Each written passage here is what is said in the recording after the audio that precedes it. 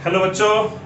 तो बच्चों आज हम लोग इलेक्ट्रिक फील्ड पढ़ने जा रहे हैं। बच्चों हमने जब कूलम्स लॉ जब देखा था तब हमने देखा था कि अगर हमारे पास कोई दो चार्जेस हैं, अगर उन दो चार्जेस को हम एक दूसरे के विसिनिटी पे रखते हैं, एक दूसरे के पास रखते हैं, तब वो चार्जेस एक दूसरे के ऊपर बिना कांटेक्ट में आए हुए अलग अलग रहकर भी एक दूसरे के ऊपर फोर्स एक्सर्ट करते हैं। तो सपोज करो कि अगर मेरे पास एक पहला चार्ज है, वो दूसरे चार्ज के ऊपर अगर फोर्स एक्सर्ट कर पा रहा है तो क्यों कर पा रहा है? आखिरकार पहले चार्ज की वजह से ऐसा क्या हो रहा है दूसरे चार्ज पे कि उसके ऊपर एक फोर्स एक्सर्ट हो रहा है। तो इसको समझने के लिए हम इलेक्ट्रिक फील्ड का कॉन्सेप्ट जो है आज इंट्रोड्यूस कर रहे हैं और इलेक्ट्रिक फील्ड के कॉन्सेप्ट को पढ़ेंगे। तो कंसीडर करिए कि मेरे पास एक पॉइंट है O, आप इसे ओरिजिन कह लीजिए, और इस ओरिजिन पर मैंने कैपिटल Q चार्ज को लाकर प्लेस कर दिया है, और इस ओरिजिन से कुछ दूरी पर सपोज करें कि P पॉइंट है। ठीक है, हमने कंसीडर किया कि हमारे पास ओरिजिन है जिस पर एक कैपिटल Q चार्ज रखा हुआ है, और ओरिजिन से स्मॉल r डिस्टेंस की दूरी पर एक P पॉइंट है। ठीक है, इस P पॉइंट पर मैं एक स्मॉल q चार्ज को ले जाकर प्लेस कर दे रहा हूं। तो क्या होगा, इस स्मॉल q चार्ज के ऊपर कैपिटल Q चार्ज की वजह से एक फोर्स एक्सपीरियंस होगा। अब मैं इस चार्ज को यहां से हटा देता हूं, और फिर जब मैं स्मॉल q चार्ज को लाकर यहां पर प्लेस करूंगा तो फिर से इस स्मॉल q चार्ज के ऊपर कैपिटल Q चार्ज की वजह से उतना ही फोर्स उसी डायरेक्शन में एक्सपीरियंस होगा। तो सवाल ये उठता है कि जब मैं स्मॉल q चार्ज को यहां पर से हटा देता हूं तो P पॉइंट पर तो मुझे उसके अलावा, जब स्मॉल q चार्ज में हटा देता हूं तब तो मुझे कुछ भी नजर नहीं आ रहा है P पॉइंट पर। तो अगर P पॉइंट पर कुछ भी नहीं है, तब फिर से जब मैं स्मॉल q चार्ज को ले जाकर रख रहा हूं तो हर बार कैपिटल Q चार्ज की वजह से, जो ओरिजिन पर है हर बार, उसकी वजह से हर बार सेम फोर्स सेम डायरेक्शन में। ऐसा क्या है?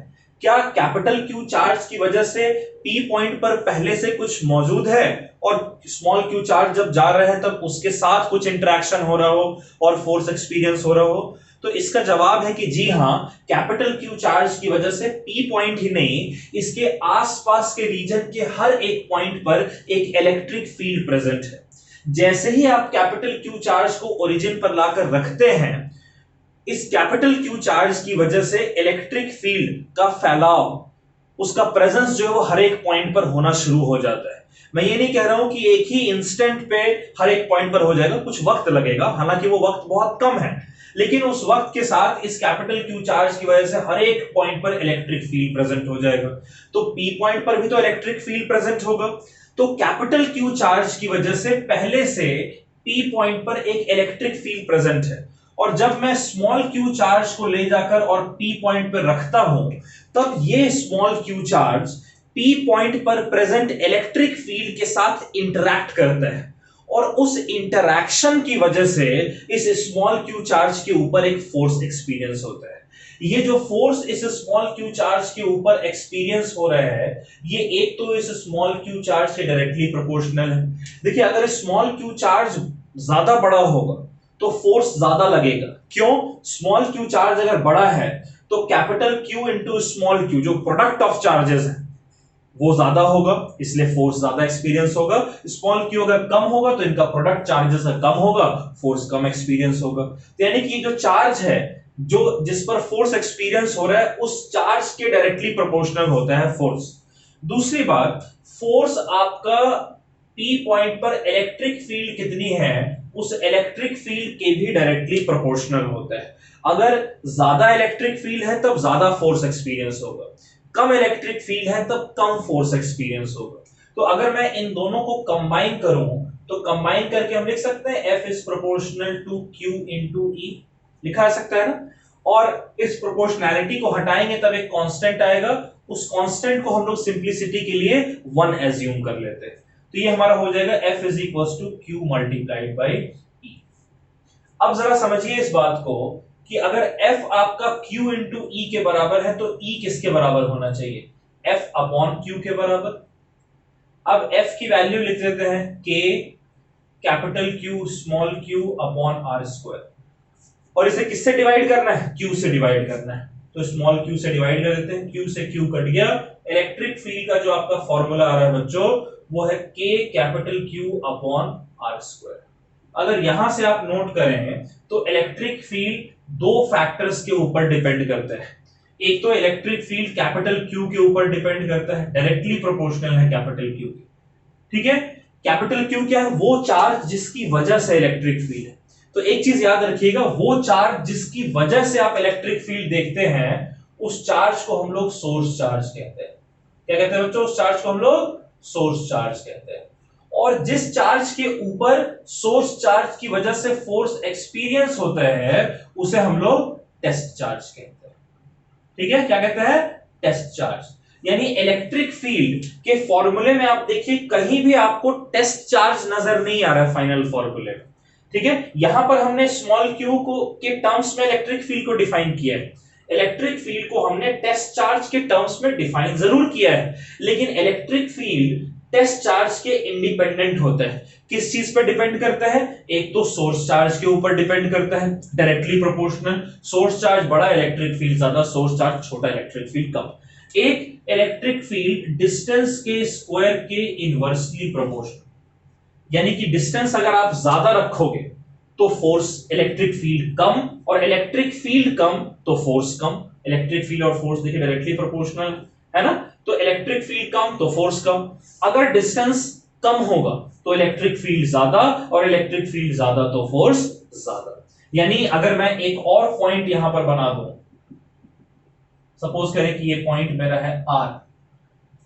अब मुझे बताइए R की जो दूरी है सोर्स चार्ज से वो ज्यादा है, तो दूरी ज्यादा है इस वजह से इलेक्ट्रिक फील्ड R पॉइंट पर कम होनी चाहिए, और कम इलेक्ट्रिक फील्ड की वजह से फोर्स कम लगना चाहिए। यानी आप सोर्स चार्ज से जैसे जैसे दूर जाते हैं इलेक्ट्रिक फील्ड की स्ट्रेंथ कम होती चली जाती है, जिस वजह से उसके ऊपर जो फोर्स एक्सपीरियंस होता है वो कम होता है। जैसे जैसे आप नजदीक जाएंगे डिस्टेंस कम होता चला जाएगा, इलेक्ट्रिक फील्ड की स्ट्रेंथ बढ़ती चली जाएगी, फोर्स जो है वो बढ़ता चला जाएगा। क्लियर है बात बच्चों? तो अब एक दो इंपॉर्टेंट पॉइंट है, उन इंपॉर्टेंट पॉइंट्स को आप नोट कर लें। एक तो इंपॉर्टेंट पॉइंट है कि electric field is independent of test charge. Electric field is independent of test charge. Electric field किसके इंडिपेंडेंट है? टेस्ट चार्ज के इंडिपेंडेंट है। इलेक्ट्रिक फील्ड किसके ऊपर डिपेंड कर रहा है? Electric field depends upon source charge. किसके ऊपर? सोर्स चार्ज के ऊपर, और सोर्स चार्ज से डिस्टेंस कितना है उसके ऊपर, and distance from source charge. Clear है बात? Electric field depends on source charge and distance from source charge. अच्छा एक चीज समझिए, ये सोर्स चार्ज अगर पॉजिटिव होगा, मान लीजिए कि ये टेस्ट चार्ज हमारा पॉजिटिव है, तो सोर्स चार्ज अगर पॉजिटिव होगा तब फोर्स बाहर की तरफ रिपल्सिव, और अगर सोर्स चार्ज नेगेटिव होगा तो फोर्स अंदर की तरफ। तो हम ऐसा मानकर चलते हैं कि अगर पॉजिटिव सोर्स चार्ज है तो इलेक्ट्रिक फील्ड बाहर की तरफ है, इसीलिए फोर्स बाहर की तरफ है, और जब नेगेटिव सोर्स चार्ज है तब इलेक्ट्रिक फील्ड अंदर की तरफ है, इसीलिए जो फोर्स है वो अंदर की तरफ है। तो आप लिखेंगे कि पॉजिटिव चार्ज के लिए, फॉर पॉजिटिव चार्ज, क्या बच्चों? For positive charge electric field जो हमारा है वो क्या होता है? इलेक्ट्रिक फील्ड हमारा रेडियली आउटवर्ड होता है। क्या होता है? इलेक्ट्रिक फील्ड हमारा रेडियली आउटवर्ड होता है पॉजिटिव चार्ज के लिए। और नेगेटिव चार्ज के लिए, for negative charge electric field is radially inward. Clear है बात? ये चीज आप ध्यान से इसको समझ के चलेंगे, और ये बड़ा इंपॉर्टेंट टॉपिक है। इस टॉपिक का बहुत एप्लीकेशन है, बहुत यूज है, और इससे बहुत सारे न्यूमेरिकल्स भी आपने करने हैं। तो इन चीजों को आप अच्छे से समझकर और फिर आगे के लेक्चर्स आप समझिएगा। तो बच्चों इसको आप नोट कर लें।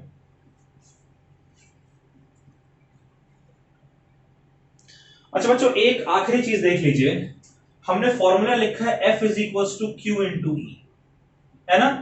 अगर Q आपका 1 के बराबर होगा तब क्या हो जाएगा, F is equals to 1 coulomb होगा, तो F is equals to E आ जाएगा ना। यानी इलेक्ट्रिक फील्ड को आप डिफाइन कर सकते हो कि electric field is defined as, ध्यान समझिएगा, electric field is defined as the force. Electric field किसके बराबर है, फोर्स। कब, जब टेस्ट चार्ज 1 कूलम के बराबर होगा। तो आप कहेंगे electric field is defined as the force experienced by unit positive test charge. Unit positive क्यों मैं कह रहा हूं, क्योंकि यूनिट का मतलब वो 1 है और पॉजिटिव का मतलब पॉजिटिव, तो यूनिट पॉजिटिव और वो टेस्ट चार्ज है, इसलिए test charge at any point. ठीक है, इलेक्ट्रिक फील्ड को कैसे डिफाइन करते हैं, इलेक्ट्रिक फील्ड को हम लोग डिफाइन करते हैं कि इलेक्ट्रिक फील्ड होता है फोर्स जो कि एक यूनिट पॉजिटिव टेस्ट चार्ज को एक्सपीरियंस हो रहा है, उसे जब हम किसी पॉइंट पर रखते हैं तब। जितना force unit positive test charge को किसी पॉइंट पर रखने पर एक्सपीरियंस होगा, उतनी ही इलेक्ट्रिक फील्ड उस पॉइंट पर होगी किसी सोर्स चार्ज की वजह से। अब नोट कर लीजिए बच्चों,